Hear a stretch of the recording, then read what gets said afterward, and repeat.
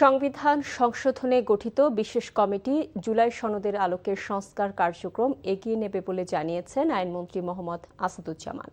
সকালে ঝিনাইদহ কালেক্টরেট চত্বরে বৃক্ষরোপণ অভিযান ও বৃক্ষ মেলা 2026 উদ্বোধন শেষে এসব কথা বলেন তিনি।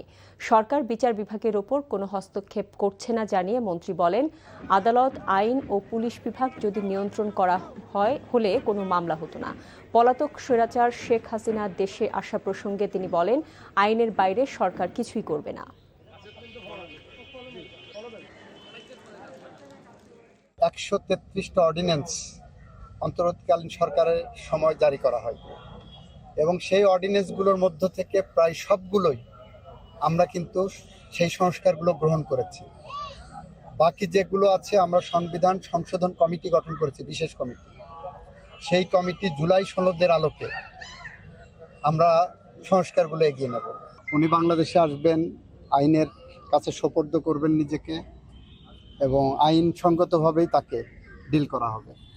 এখানে আমরা আইনের ব্যত্যয় ঘটিয়ে কোনো কিছু করব না।